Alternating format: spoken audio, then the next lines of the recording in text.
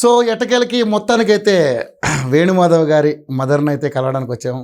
So అమ్మను కూడా అప్పుడు పరిచయం చేసుకుని మరి వేణుమాధవ్ గారి గురించి, అదేవిధంగా అసలు వేణుమాధవ్ గారి వాళ్ళ మదర్ అంటే ఫస్ట్ గుర్తుకొచ్చేది పొలిటికల్ బ్యాక్గ్రౌండ్. ఎందుకంటే వాళ్ళు ఫస్ట్ నుంచి కూడా అమ్మ కాంగ్రెస్ పార్టీలో ఎంతో అద్భుతమైనటువంటి వర్క్ చేసినటువంటి నేపథ్యం ఉంది.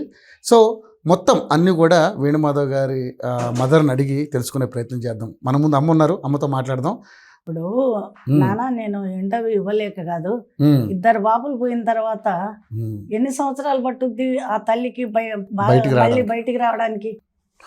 అయితే కూడా మీలాంటి వాళ్ళు నన్ను మాట్లాడుతూ ఎంతో మంది ఛానల్స్ వాళ్ళు అమ్మ మీరు ఒకసారి మాట్లాడాలని మాట్లాడితే సరే ఒకసారి మాట్లాడదాం అన్నట్టుగా నేను ఓకే అన్న. ఓకే.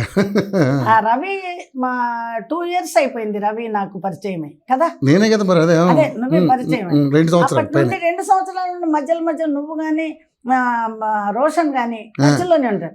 రోషన్ అన్నది నువ్వు అమ్మ నువ్వు ఇంటర్వ్యూ ఇవ్వకపోతే నేను ఏడుస్తా అన్నాడు రోషన్. అవునా?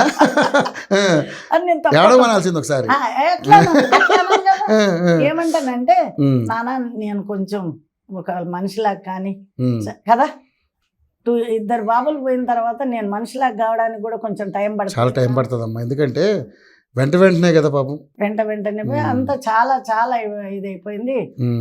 మీ అందరి సంతోషం కోసం తప్పకుండా ఒకసారి మాట్లాడదామని నేను కూడా అనుకొని మాట్లాడుతున్నారు. అవి ఎలా ఉందమ్మా ఇప్పుడు ఆరోగ్యం అంతా? పర్వాలే. ఓకే. చాలా బాగుండి పరిగెత్తుతున్నా. అంటే నేననేది ఏంటంటే అక్కడి నుంచి బయటపడి మళ్ళీ మీ ఆరోగ్యం కూడా పెరుగుతుంది.